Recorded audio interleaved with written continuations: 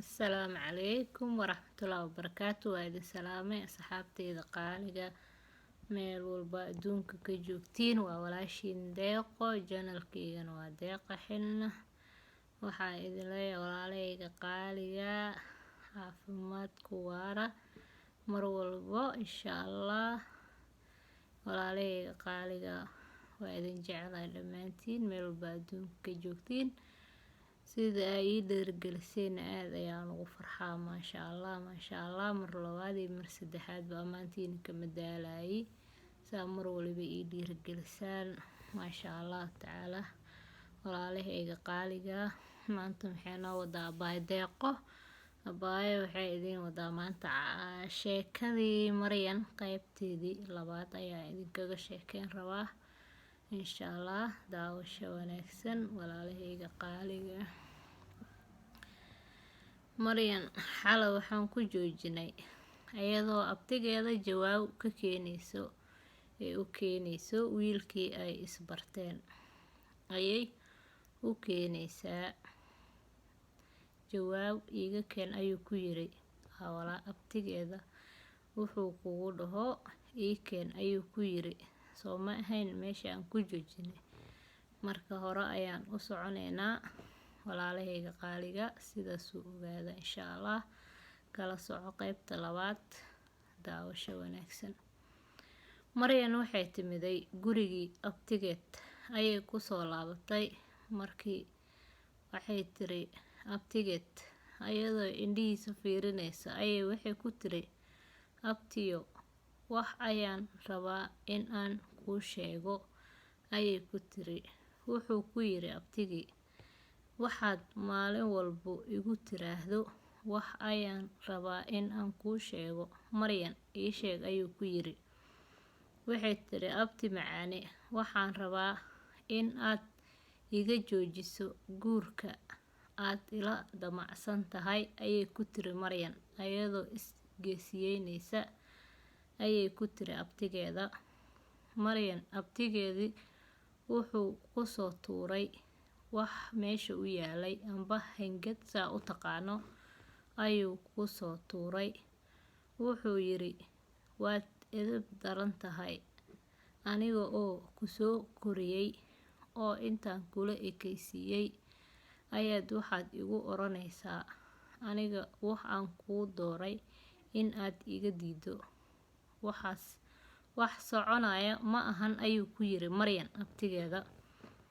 Maryan way isku naxday abtigeeda markuu u qaaday gacantiisa in uu dilo Maryan ayuu isku dayay abtigii. Maryan way ay ka carartay abtigii wayna istaagtay. Waxay tiri abtiyo sidaa ma ahan sheekada ayay ku tiri abti aniga guur hadda diyaar uma ihi mana rabo in aan hadda guursado ayay tiri Maryan abtigeeda. Abtigii wuxuu yiri adiga isma xakumi kartid ayuu yiri Maryan abtigeeda sababta oo ah aniga ayaa rabo in aan go'aan ka gaaro. Maryan waxay tiri abti ma diidayo in aad aniga go'aan iga gaartid ayay tiri go'aankaagana ma diidi kari laakiin aniga hadda abtiyo ma doonayo in aan guursado nin iga da'weyn ayay ku tiri. Abtigii wuxuu yiri waad ogolaanaysaa ninkan guurkiisa si weliba si qasab ah ayuu ku yiri Maryan abtigeeda. Markaas Maryan way soo carartay waxay timiday qolkii ku jirtay habaryarteeda wayna oysay Maryan. Waxay tiri maxaa dhacay hooyo ayay ku tiri sidii caadadii ahayd.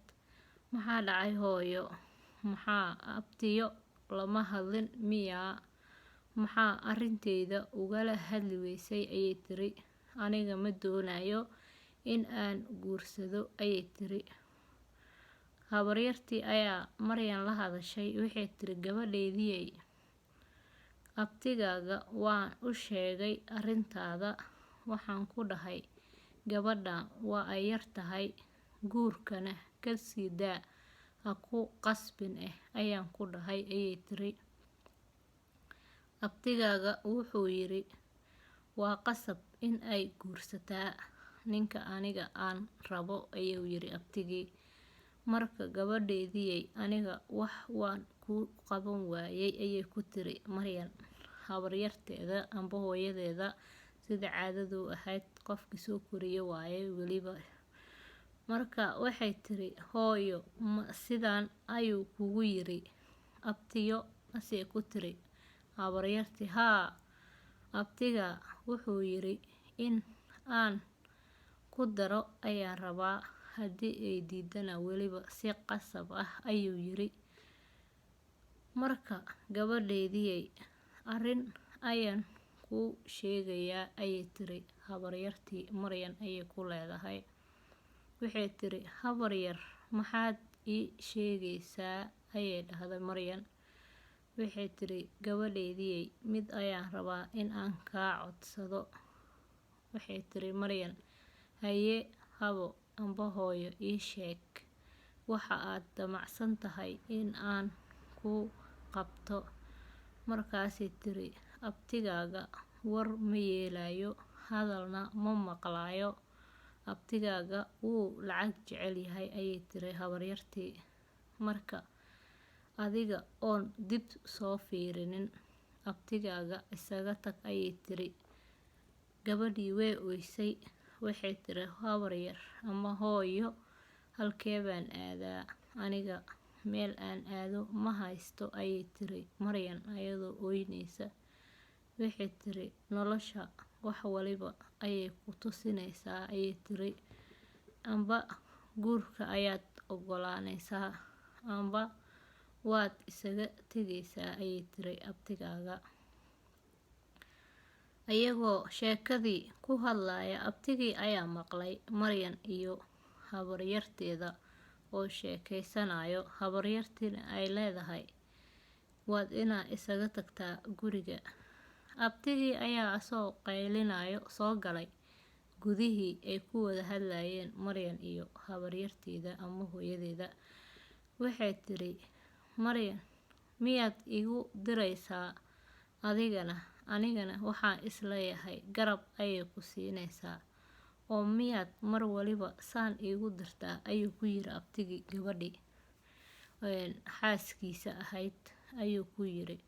Markaasay tiri, maya ayay tiri, because gabadhan aad ayay u murugaysan tahay, waxaan rabaa inaan farxadeeda soo celiyo, ayay ku tiri. Haa, waa kaa sugayay inaad igu sameynaysid in aad dhabarka iga qaniinto, ayuu yiri abtigii xaaskiisa, ayuu ku yiri, waan sugayay inaad iga qaniintid dhabarka, madaad gabadheydii igu dirayso, aad is leedahay guriga isaga carar. Abtigii waxay tiri islaantiisii Maryan habaryarteedii, waxay tiri, waryaahe ma aniga ayaad igu leedahay dhabarka ayaad iga qaniinaysaa, anigoo muddo intaas oo sano kula noolaa, ayay ku tiri habaryartii. Markaasuu yiri, haa maxaad iigu dirtay gabadheyda haddaadan dhabarka iga qaniinaynin, ayuu ku yiri habaryartii. Abtigii ayuu weli wuxuu canaananayaa xaaskiisii, ayuu leeyahay, waxaad igu dirtay gabadheyda. Maryan hadalkii ayay u dulqaadan weysay habaryarteeda lagu dhahayay. Waxay tiri abtigii, abtiyo bes inaga dheh sheekada, waa aad nagu fogeysay, ayay tiri Maryan. Markaasuu ku yiri, waxa dhan oo dhibaatada igu wado waxa waaye, uu yiri gabadhan waaye, ayuu yiri waa xaaskiisii ayuu soo qabtay. Wuxuuna ku yiri, damba haddaa isku daydid in aad Maryan igu dirtid, iska ilaali, ayuu yiri, in aan waxyaabo badan sameyn karo, ayuu yiri. Habaryartii waa ay xanuunsaneede, wadnihii ayaa dhacay, waa ayna suuxday markuu hadalkaas ku yiri. Waa ay dhacday habaryartii. Marka ay dhacday, Maryan oo ooynaysa ayaa soo carartay. Waxay qabatay habaryartii oo dhacday. Waa ay qaylisay Maryan. Waxay tiri, dhibaatada aniga ayaa kugu wacan, ayay tiri habaryaro. Aniga ayaa dhibkaasoo dhan ka dambeeyay, ayay tiri Maryan iyadoo calaacalayso. Waa ay soo carartay Maryan. Waxay timiday banaanka amba wadada ayay istaagtay. Dadkii dariska ayay u qaylisay. Waxayna tiri, i caawiya, dadkii meeshaan joogay intee aadeen, i caawiya, warkaalaya, i caawiya, ayay tiri Maryan. Wax u jawaabo ayay weysay Maryan ayadoo ooynayso, habaryarteedana ay aad u xanuunsan tahay. Waa ay weysay Maryan, wax u gargaara ayay weysay ayadoo meeshii cidlada wadada dhexdeeda ooynayso, habaryarteedana aan qaadi karin, dhakhtarna u baahan. Waxa ay tiri, wax i caawiyo ma haysto miyaa, ayay tiri. Waxaa imaaday wiilkii wadada maraya ayay aragtay oo gaari wato Maryan. Gaarigii wiilka inuu wato uma maleynaynin. Gacmaha ayay u taagtay. Waxay tiri, walaalo i caawi, walaalo i caawi, ayay tiri. Gaarigana istaaji, ayay tiri.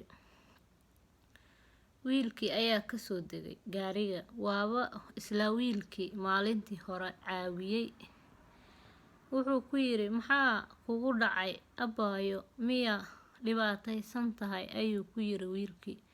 Haa, haa, ayay tiri Maryan oo ooynaysa. Maxaa kugu dhacay, ayuu yiri. Waxay tiri, aniga habaryarteyda ama hooyadeyda way i xanuunsanaysaa. Waxaana xanuunaya halka wadnaha ayaan u maleynayaa. Waa ay dhacday. Markaasuu yiri, ina kaxee, aniga ayaa ku caawinayay. Maryan wiilkii ayaa soo raacay. Markuu uu yimiday gurigii, habaryartii ayuu soo xumbaaray. Wuxuu ku soo qaaday gacmihiisa. Gaarigii ayuu saaray. Maryan waxay tiri, anigana waa idin raacayaa. Waxaa yimiday abtigii. Wuxuu yiri, duligan halkuu ka imaaday, ayuu ku yiri Maryan.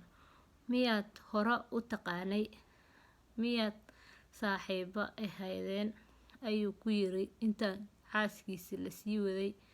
Markaasay ku tiri, abtiyo waxaas iska daayay, wiilkan wadada ayaan ku wada kulanay, waa sheeko dheer ee soo bax, ayay tiri. Habaryaro ayaan dhakhtarka la gaarnay, ayay tiri Maryan. Waa ay is raaceen Maryan iyo wiilkii iyo abtigii. Waxay tageen dhakhtarkii. Habaryarteeda waxaa la geliyay gudaha dhakhtarka ayaa la geeyay. Waa la sugay cabaar. Markii uu dhakhtarkii la kulmay habaryartii, uu soo baxay. Dhakhtarkii wuxuu ku yiri, maamada waa ay wanaagsan tahay, wax yar unbay shoogsaneed, ayuu yiri. Welwel fara badanna wuu haystay, ayuu ku yiri gabadhii iyo abtigeeda. Markaasay tiri, haa, aniga ayaa og welwelka iyo dhibaatada faraha badan leh. Hadda ma la kulmi karaa, ayay ku tiri hooyadeyda. Abtigii ayaa soo booday. Wuxuu ku yiri, dadka shisheeyaha ah lama kulmaano dadyaalaha wada joogo, ayuu yiri abtigii. Asoo gabadhiisa xumeynayo, ayuu ku yiri. Markaasay ku tiri, abtiyo, aniga soo gabadhaadii ma ahi, maxaad u leedahay, shisheeye ayaa tahay. Waxay tiri, haa, haa, ayuu ku yiri abtigii. Haa, shisheeye miyaan kaa noqday, ayay tiri. Haa, waayahay, ayay ku tiri. Dhib ma lahan ee hadda gudaha ma geli kari miyaa, oo lama kulmi kari miyaa, ayay ku tiri Maryan mar labaad. Maya, ayuu yiri, lama kulmaysid, shisheeye ayaanad ka tahay. Maanta wixii ka dambeeya, ayuu ku yiri Maryan abtigeeda. Soco gurigii aaso, ayuu ku yiri abtigii. Waa ay soo baxday. Banaanka ayay timiday Maryan ayadoo murugaysan. markii ay gudihii isbitaalka ka soo baxday. Waxay tiri, haa, maanta wixii aan socdaba abtigayga wuxuu ugu yiri shisheeye ayaad iga tahay ayuu ku dhahay Maryan. Oo ma shisheeye ayaan ka noqday abtigayga maanta ayay tiri. Ayadoo sidii isula hadlaysa ilmeynaysana wiilkii oo banaanka u taagan ayuu ku yiri Maryan, Maryan, ii waran abaayo see noqotay habaryartaada ayuu yiri. Waxay tiri waa ku baryayaaye meesha iga kaxee ayay tiri, waxba hadda ma sharaxin karee. Markaasuu yiri halkeen ku geeyaa, ma gurigaaga ayaan ku geeyaa ayuu ku yiri. Markaasay tiri haa, gurigii igee ayay tiri. Gurigii ayay timaaday Maryan, wiilkii ayaa soo kaxeeyay. Gurigii abtiga ayay ku soo laabatay. Markii ay albaabka imaatay Maryan, talo ayaa ku dhalatay qalbigeeda.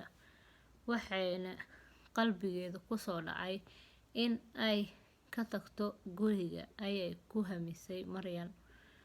Waa ay soo noqotay ayadoo gurigii gudaha u gelin.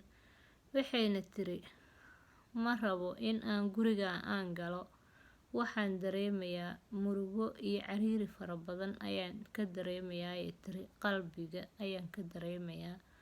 Waa ayna soo laabatay Maryan ayadoo ordaysa mase cararaysa ayay ka soo carartay meeshii ay gurigii ka geli laheeday.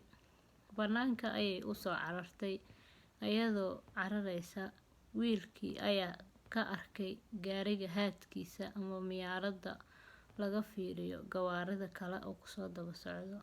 Wuxuu arkay gabadhii oo cararaysa. Gaarigii ayuu istaajiyay.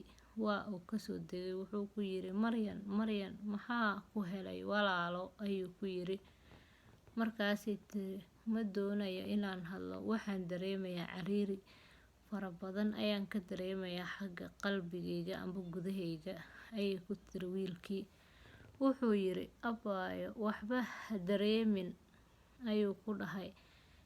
Nakeen aniga ayaa ku ilowsiinayay welwelka iyo dhibaatada ayuu ku yiri Maryan wiilkii. Waxay tiri ma rabtaa in aad meel fog i geyso ayay tiri Maryan wiilkii. Haa ayuu yiri, intee jeceshahay ayaan ku geynayaa.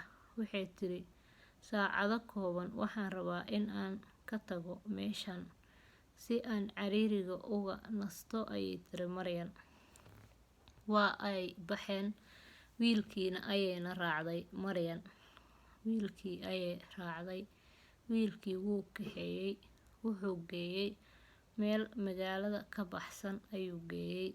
Wuxuu ku yiri abtigaaga ma la hadashay xalay arrintii aan kaa sugayay ayuu ku yiri wiilkii.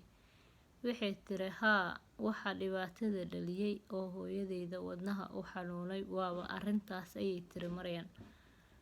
Marka wuxuu yiri abtigaaga muxuu ku yiri oo kugu xanaaqay. Waxay tiri haa, abtigayga wuxuu yiri waan kugu darayaa ninka, waliba si qasab ah ayaan kugu dari doonaa ayuu igu yiri ayay tiri Maryan. Kadib wuxuu yiri wiilkii waxaas wax dhici kara ma ahan, wax qasab ahna ma dhacaan, mana suurtageli doonto. Maxaa dhacay? Wax garab ku siiye miyaad weysay ayuu yiri wiilkii. Haa, habaryarteyda ayaa garab i siisay. Waa taas dhibaato ayaa ka soo gaartay ay tiri Maryan ayadoo calaacalaysa. Waxay tiri haa, haddii maanta qof garab i siiyo saas ayuu mar walba dhibaatada uu daba soconaysaa ayay tiri Maryan. Marka ma rabo in aan qof dhibaateeyo ayay tiri Maryan ayadoo hadlayso. Wiilka ayuu yiri aniga ayaa ku caawinayo, dhibaato walbana aniga ayaa difaacaya ayuu yiri. Waxay tiri Maryan waa yahay haddii aad wax waliba aad iga difaaci kartid. Cabaar kadib marka ay ka maqneed magaalada Maryan waxay tiri marka waxaan rabaa in aan gurigii ku noqdo si aan u ogaado habaryarteyda in ay fiicnaatay iyo in kale. Waayahay ayuu yiri wiilkii. Dib ayuuna u soo celiyay. Wuxuu keenay gurigeedii. Wiilkii ayadoo la hadlaysa waxay ku tiri, walaalkeeyow wiil fiican ayaa tahay. Aniga waan xumahay ayay tiri Maryan. Markaasuu yiri, ma xumid, maxaa dhacay walaashay ayuu ku yiri. Waxayna tiri, aniga weli magacaaga kuma weydiinin ayay tiri. Adiga laakiin waxaa rabtaa in aad i caawisid ama aad garabkayga istaagtid ayay tiri Maryan wiilkii. Wuxuu yiri, dhib ma lahan walaashay, adiga ayaaba welwel iyo murugo fara badan kula dirsihiin ayuu yiri wiilkii. Waxay tiri, dhib ma lahan, waaba wiil fiican ayay qalbiga ka tiri. Waaba wiil wanaagsan ayay tiri Maryan. Waxayna ku tiri, haye macsalaamo wiilkii oo naxariista badnaay ayay tiri Maryan. Wiilkii naxariista badnaayo waad mahadsan tahay ayay tiri. Wayna isaga tagtay ayadoo magacii si fiican u weydiinin Maryan.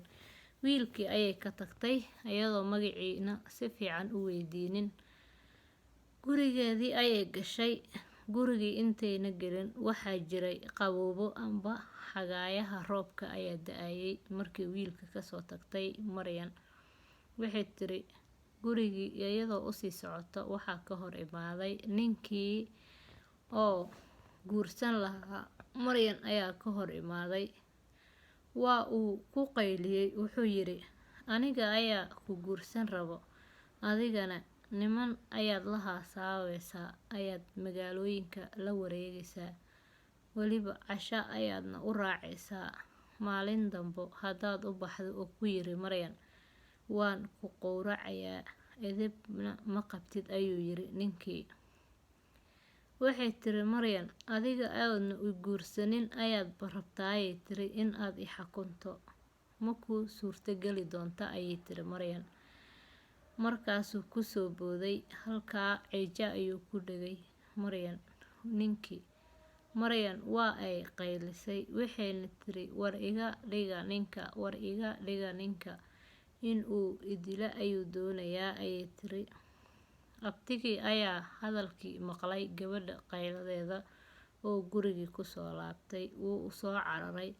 Banaanka markuu yimiday wuu ka fuqay ninkii Maryan ceejinayay. Waa ninka guursan lahaa.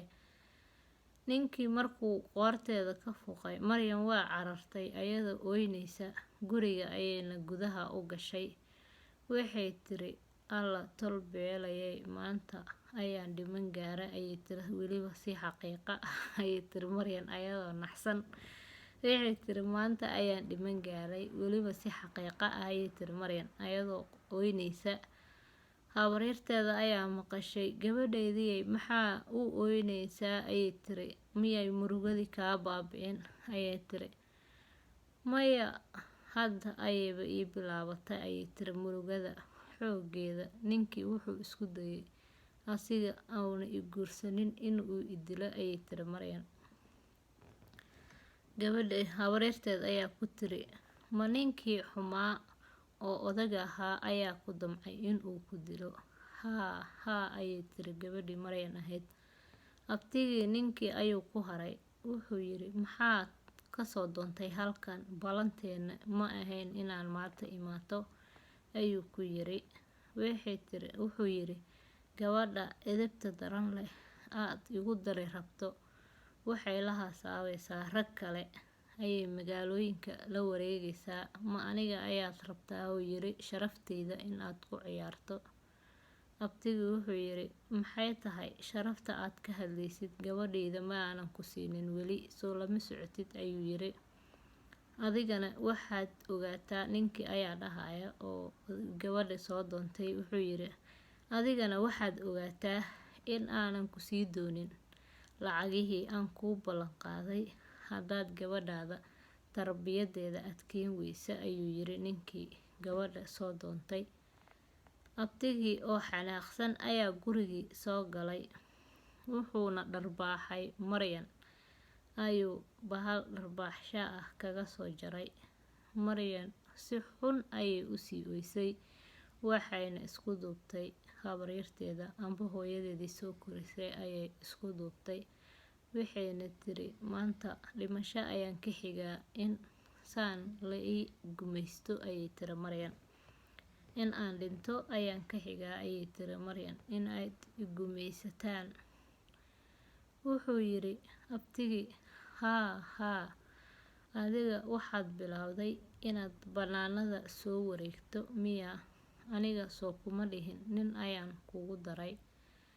Ma bixi kartid, bannaanna ma aadi kartid sootaan kugu dhahay ayay tiri Maryan. Maryan waxay tiri maya abtiyo, sidaa ma ahan. Aniga canaantaada ma diidani, laakiin ma doonaya ayay tiri ninka inaan guursado ayay ku tiri Maryan. Wuxuu yidhi abtigii, tan canaan ma ahan, waa ayna kugu yar tahay ayuu ku yidhi abtigii Maryan. Habaryartii ayaa soo hadashay, waxay tiri gabadhaydii Maryanay ii soo dhawow ayay ku tiri Maryan. Waa ay u dhawaatay Maryan ayay tiri gabadhaydii, waa markii ugu dambeysay aan arrinkaa codsanayo ayay tiri, waan ku baryayaa isaga carar guriga ayay tiri Maryan. Marka Maryan ayadoo habaryartii dhigto u hayso waaba calool xumooday. Marka waxay tiri Maryan ayadoo u hayso waayahay ayay tiri habaryarteeda. Marka walaalahayga qaaliga ah oo meesha ayaan rabaa inaan sheekada ku joojiyo insha Allah. Waxaan idin leeyahay caafimaad kheyr qaba ayaa idin rajeynayaa. Sheekadii ayaaba calool xumo iyo kheyra i gelisay. Marka waxaan idin leeyahay walaalahayga qaaliga, intaan dib ugu kulmi doono waxaan idin leeyahay caafimaadka ha idin wacnaado meel walba adduunka ka joogtiin. Waana ka helay sida wanaagsan aad ii dhiirigelisaan. Walaalahayga qaaliga, caafimaad ayaa idin rajeynayaa. Subscribe saara, like, share, comment intaba ka bixiya. Walaalahayga qaaliga ah oo caafimaad ayaa idin rajeynayaa. Assalaamu calaykum waraxmatullaahi wabarakaatu.